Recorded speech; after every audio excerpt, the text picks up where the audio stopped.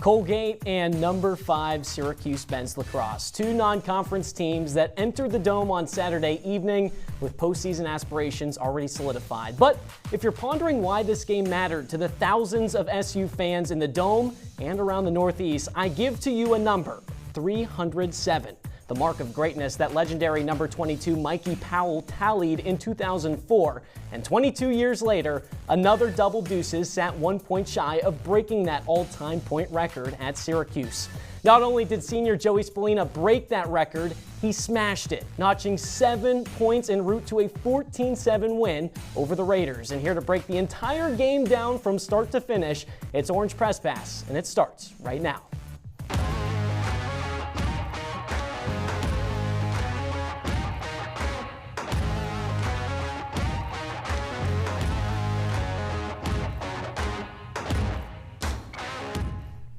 Welcome inside our CitrusTV studio with Ben Chadwick, John Boccio. I'm Gino Antimarino, breaking down number 5 Syracuse's win over Colgate, 14-7, the final score. And let's start right off with the first thoughts for you guys, because obviously Joey Spallina notching greatness, but there was so much to like and maybe scratch your head at a little bit for Syracuse side of things. Yeah, absolutely. I think my initial thought on this game is it was a decent tune-up at the end of the day. There's not much more that you could have asked for. There's definitely a little bit less that could have come out of this. So I think ultimately it was a end of the regular season, or as close as you could get to it, and you just wanted to win out of that because you have gone through the gauntlet all season long. So Syracuse comes to a non-conference game against a worse opponent and beats them pretty handedly, especially when you had a fourth quarter where your best players showed up in the big moments. And that's really all you could ask for. Oh, they definitely did. But for me, the final score made this look a lot prettier than it actually was, right? Because of a great fourth. Sure, but this was a one-score game in the final, or a three-score game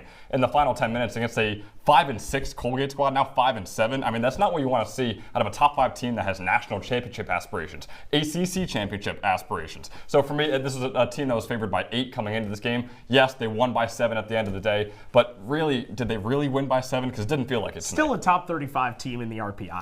Sure. Well, they don't ask how, they just care about if you get it done. So let's find out how Syracuse got it done at the JMA Wireless Dome, taking on Colgate.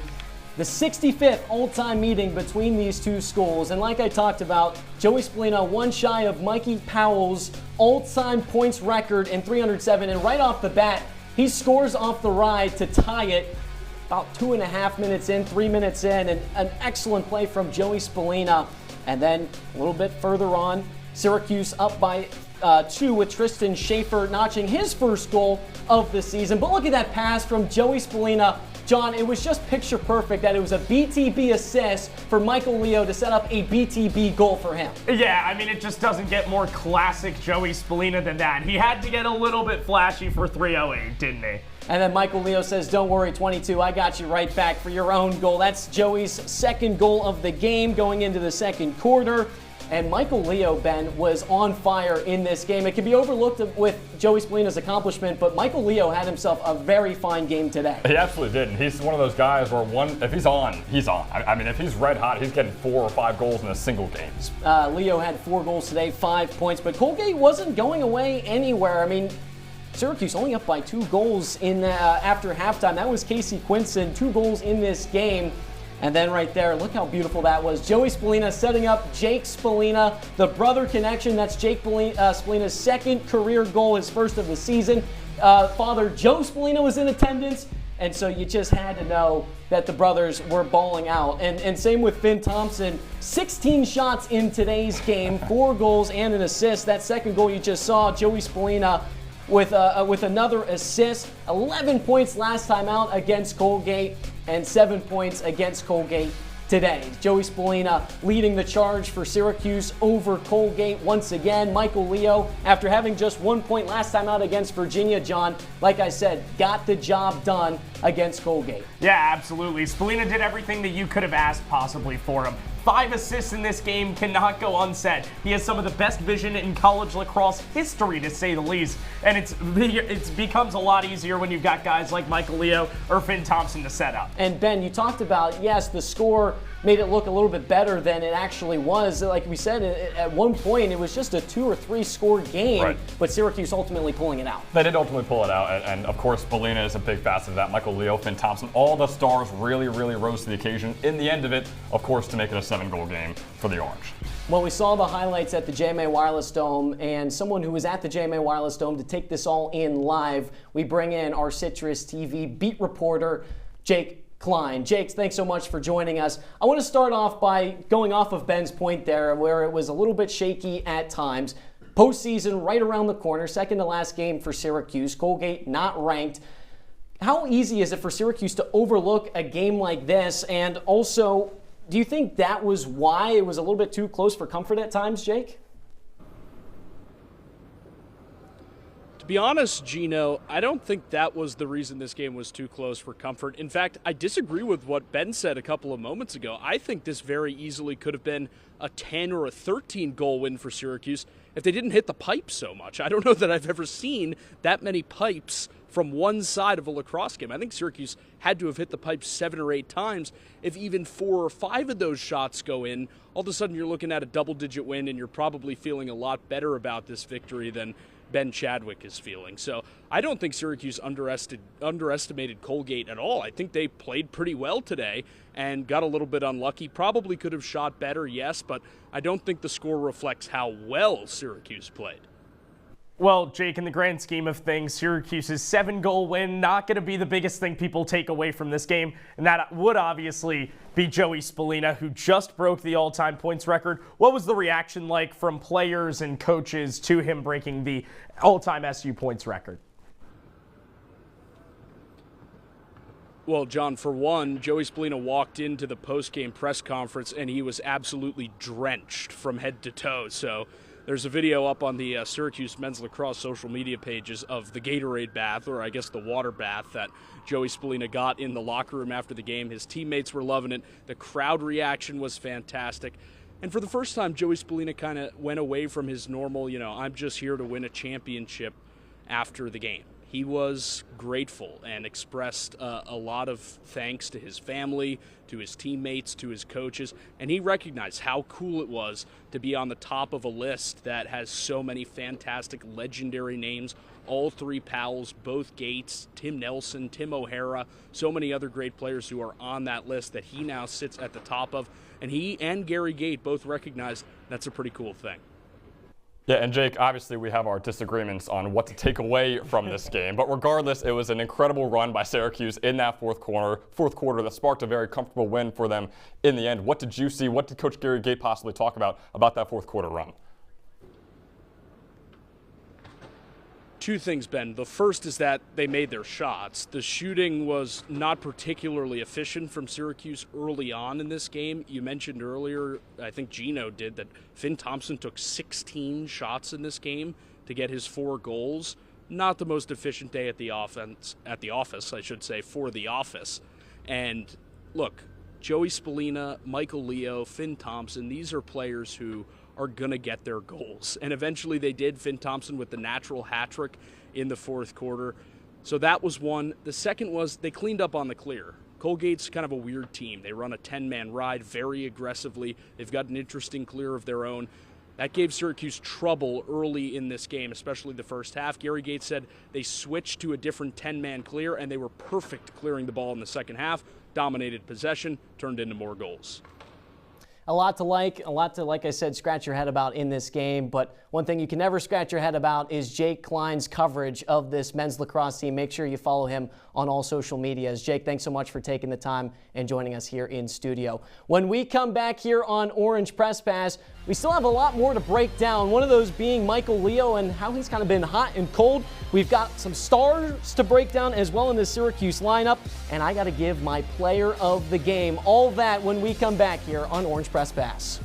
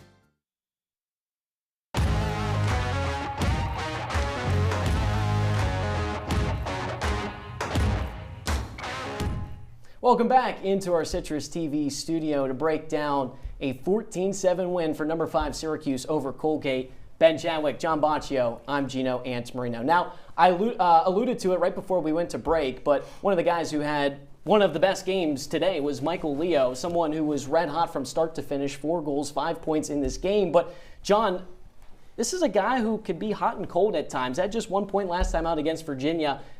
Syracuse is going to need him to step up when the postseason comes rolling around. Oh, absolutely. And I think a big reason for why Michael Leo can be so up and down at certain points is purely dependent on his role within the offense. Today, you saw him play off the ball a little bit more, like when Spallina broke the record on the behind-the-back pass to Leo's behind-the-back goal. Plays like that are what make exactly. The plays like that are what make Michael Leo so valuable in an offense. However, when you give Michael Leo the ball and expect him to be the guy as your primary playmaker, that's where things begin to go awry. So, last game against Virginia, you saw Leo with the ball in his hands quite a lot, and, well, he wasn't very productive. As you said, Gino, just 1 point. Today, you take the ball out of his hands, you let him be the guy to get set up rather than set others up. You have right these here. 2 assists right here. Yeah. That's just him creating for himself. Those are the moments where Michael Leo can be a good dodger and a finisher, but when you need him to be a passer, that's where things can go a little bit awry within this offense. So that's why I think Michael Leo can be so up and down. It's just purely dependent on how he's being used. And Syracuse has absolutely ridden the Michael Leo roller coaster too, right? I mean, in the last 8 games, half of them, Michael Leo has had at least 5 points in. In 3 of them, he's had 1 or fewer points. Yeah, so it really bodes to what you just said. Is he playing the playmaker role? Can he be off ball and really just be that sharpshooter from one of the wings? That near wing too, he is unbelievable from. That is his go-to spot as well. But Michael Leo, very up and down player. So if you're a betting man, when Syracuse goes to play Notre Dame, I'd imagine he does not have the greatest game unless he's going to finally put an end to this roller coaster streak he's rolling on. Well, Michael Leo, we talked about had a good game today, but the stars really came out for Syracuse in this game. Finn Thompson, Joey Spallina, and Michael Leo all combined for 10 of the 14 goals for Syracuse today. And it just seemed like they had a hand in almost every goal that was scored, whether it was a goal or an assist, John. You heard it earlier from Jake. Finn Thompson had the natural hat trick within the 4th quarter alone. Joey Spallina assisted 3 of the last 4 goals. And, I mean, the players like that are what makes Syracuse so successful at the end of the day, right? There's a reason that they just had 5 people drafted to the PLL. And that's because there are so many valuable pieces to this offense, like Michael Leo, like Finn Thompson, like Joey Spallina. These 3 are just unstoppable. When the ball is spinning around and it has a good flow to it, it is so very difficult to get a stop on any of these 3 players. Yeah, I mean, on paper, when you look at Syracuse's lineup and specifically their attack, they're up there with the best of the country, right? And maybe the best in the country when you really look at their attack. And you mentioned it too. 6 of the last 7 points involved either Finn Thompson or Joey Spallina. And those are the 2 go-to guys on your attack alongside Michael Leo, who we just broke down earlier. These 3 are going to be the reason that this team either bows out early in postseason play or goes the distance and repeats another Final Four runner even further. They will be the reason that one of those 2 things happen. I can really see that as well. How about Joey Spallina with 7 points today? Last year against Colgate, he had a career-high 11, so he's got a vendetta against this Raiders team. It seems like it. A common theme with this Syracuse team, right? We talked about Michael Leo. It's the consistency. Someone that was inconsistent in this game alone, John Mullen, who today won 11 of 20 faceoffs, but especially in that 3rd quarter, Ben, I'll go right back to you. Seemed like he just couldn't really get a rhythm at the faceoff dot. He only won 1 of the 7 faceoffs in the 3rd quarter as well, like you just mentioned, Gino, as well. It's a problem that John Mullen has struggled with all year long. This is a former All-American that Syracuse had that they thought they could rely on to be a top 5 FOGO in the entire country, and he would be the pivotal guy to, hey, Syracuse is going to have possession of every ball game for at least 55-60% of the time. That hasn't been the case. Now, of course, this game did break his streak of not being able to get above 50% in the last 4 games, but again, it was against Colgate, right? Which, of course, Jay Klein was on the show earlier. He'll argue against me that, no, this is a formidable opponent. But regardless, it's an unranked opponent and an opponent that John Mullen should have dominated against. Colgate's Johnny Hartzell won 8 of his 12 faceoffs today. These are the first faceoffs he's taken all season long. His first opponent is John Mullen, and Mullen is struggling against him. Yeah, and Mullen struggled inside the dome, outside the dome, so you can't really say that it's a home or away issue. I think people always say there are two rankings that mean the least, and those are the preseason and midseason rankings. Well, if you were to look at the preseason player top 50, John Mullen was sitting within the top 40 and close to the top 35. Yeah. I mean, this is not a guy that should be going only just above 50% against Colgate, but that's been his luck basically all season. Well, someone who has gotten lucky time and time again throughout the course of his career, and especially in today's game. I present to you our Orange Press Pass player of the game, and that belongs to number 22, Joey Spallina. 2 goals, 5 assists, 7 points. He needed 1 to tie Mikey Powell for all-time points record at Syracuse. And like I just said, he smashed it with plays like this, the assists. I mean, look at that behind the back, eyes in the back of his head, connecting with someone that we have seen all too long throughout the course of Spallina's career. That Spallina to Leo connection, it has been on full display. And like Ben was saying earlier, if Syracuse wants to have a full run this postseason, they're going to need those two guys to really step up. And Joey Spallina is our player of the game. All right, when we come back, you think we're done talking about Joey Spallina? Absolutely not. We're going to break down, the analysts and I, on what makes Joey Spallina so special, along with breaking down his career here at SU. You won't want to miss it. Stick with us here on Orange Press Pass.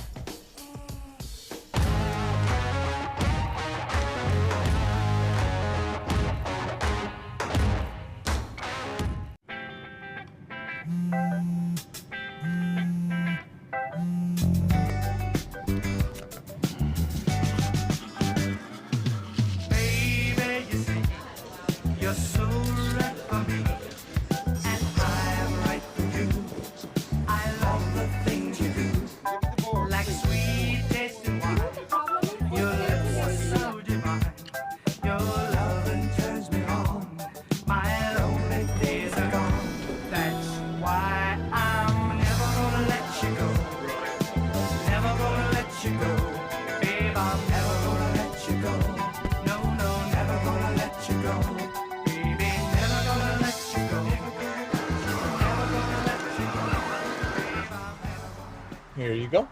Thank you. Thank you.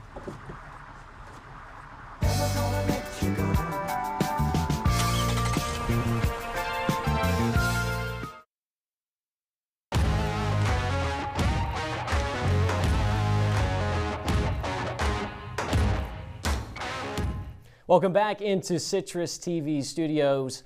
I'm Gino Antimarino, breaking down Syracuse's win over Colgate 14-7. And you know you're pretty special when you have an entire segment on Orange Press Pass dedicated to you. So let's talk about Joey Spallina, who had 7 points today, but let's take a more broad picture. This is someone, as soon as he came in to SU as a freshman, he has been the guy to watch. Freshman of the year, his freshman year. Look how young he looked. Going into his sophomore season, every year he's played, not only has he gotten better, but the team has gotten better. Didn't qualify for the playoffs his freshman year, but then since then has qualified every single year, including a trip to the Final Four this past year. And how about his hair getting longer as well, including getting drafted by the Maryland Whipsnakes in the Premier Lacrosse League. Now, talking about Joey Spallina, it's easy to talk about, what makes him so special, but here to really break down why Spallina has been so dynamic for the Orange and has been such a playmaker,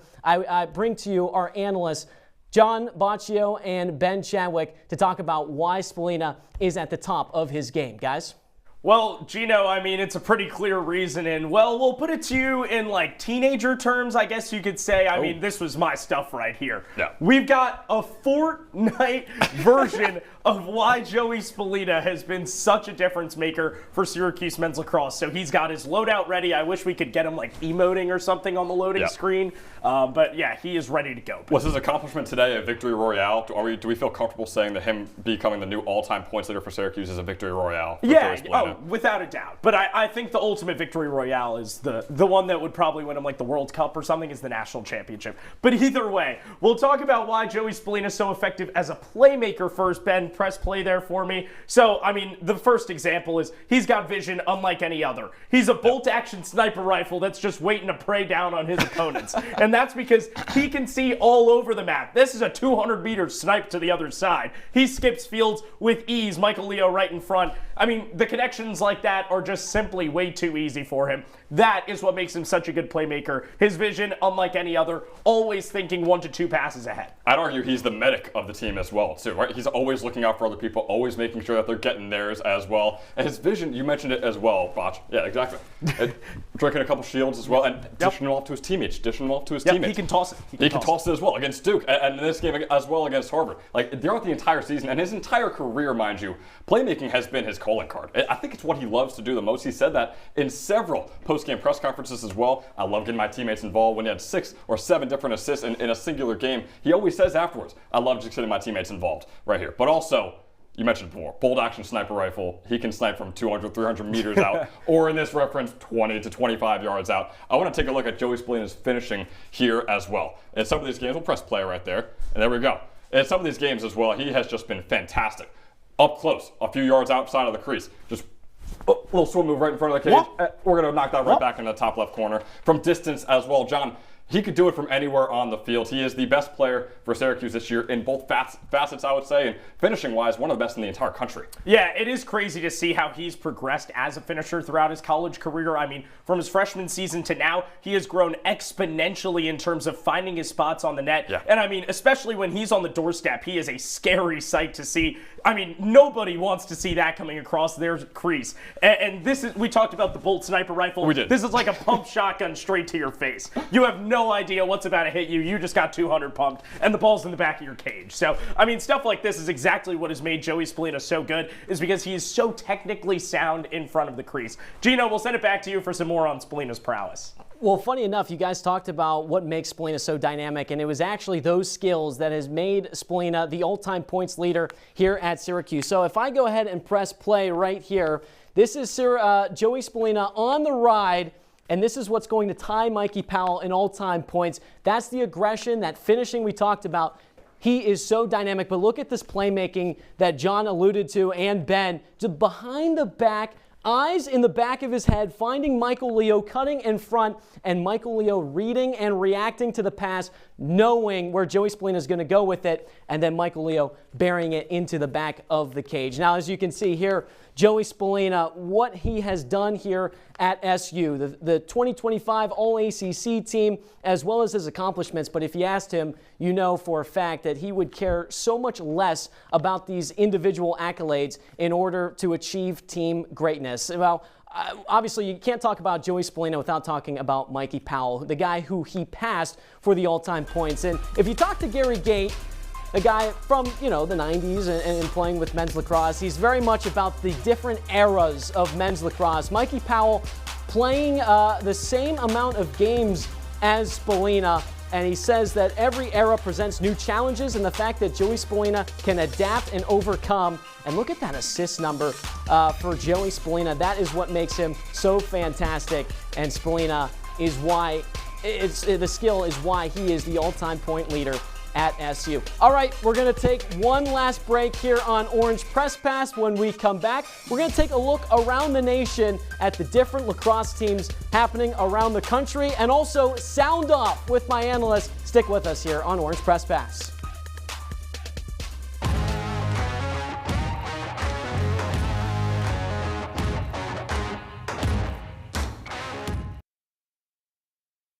I see you mobbing over her. Let's go. Let's mob. Let's crawl. Let's crawl. Let's crawl. Hey, yo, we mobbing. Come on, girl. Let's crawl. Hey, yo, let's crawl. Hey, yo, let's crawl. Hey, let's crawl. Hey, yo, let's crawl.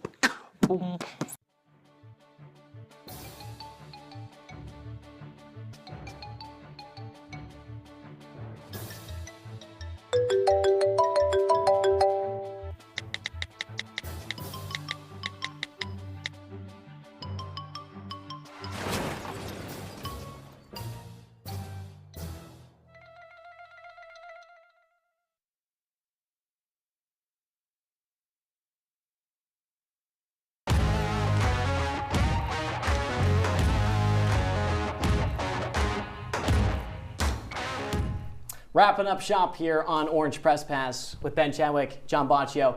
I'm Gino Antimarino. We already broke down Syracuse's win over Colgate, but the PLL draft was just recently, and Syracuse had a lot of familiar names get drafted by various teams in the PLL, Joey Spallina being one of them. He's been pretty much the guy we've talked about the entire show, but Michael Leo getting represented as well. Luke Roa, who was a little bit of a surprise there in the second round, he gets drafted, and that just goes to show that not only Syracuse bringing in top talent, but developing, John. I think that's so important to note. Yeah, and Pat March, the offensive coordinator for Syracuse, said it himself in media operations a couple days ago that not only is this great to see their guys progressing into the pros, but you also have all of these guys that you can say, hey, we made 5 people go pro this year. We made 3 people go pro last year. That's not only a great program builder, but great for morale, for recruiting in the future as well. Absolutely. And this is also a team that, this is one of the best recruiting classes in lacrosse history as well. So seeing 5 different names on this list right now in the PLL draft is not surprise anyone. It's also pretty fun to see some of these names playing together at the pro level as well. How about Michael Leo and Billy Dwan? Joey Spallina and Billy Dwan. How about Dante Bowen and Michael Leo is what I should have said earlier. It should be a lot of fun for these guys continuing their chemistry at the pro level. You're absolutely right. Now, these names, if you don't know, will finish out their careers here at Syracuse before going to their teams that they were drafted by, and we'll see how they fare with this upcoming schedule, taking on the best team in the country, Notre Dame, on the road, and then you have the playoffs right around the corner, Ben. Yeah, oh, absolutely. That Notre Dame game is going to tell us a lot about what the future of the Syracuse team holds for the postseason. Yeah, I mean, Notre Dame is obviously a great team, and then we'll see how the ACC tournament goes this year. They won it last year, so you never know. Now, if I know one thing about my analysts, Ben and John, I know that they love to make their points and opinions known. So without further ado, let's give them their own time to talk about whatever they want to talk about. It's Sound Off here on Orange Press Pass.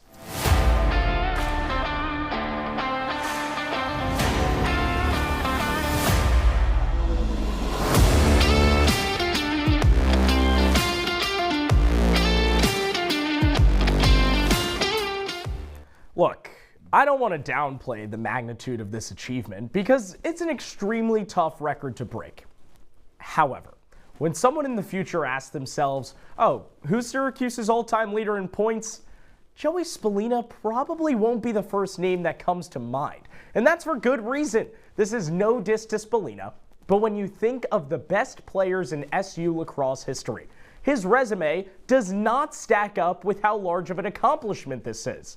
The senior has no national championships, no Tewaratons, never been a finalist for it either, no Turnbull Awards, heck, he doesn't even have a first-team All-American nomination. Without any of those major accolades, I struggle to almost accept that Spallina should be the all-time points leader. Think about it this way. If DeMar DeRozan averages 18 points per game for 2 more seasons, he'll have more points all-time than Shaquille O'Neal. You see the difference? It's bad. Yeah, and John, I understand that this Colgate game was a 7-goal win against a lower-tier opponent. I get that, right?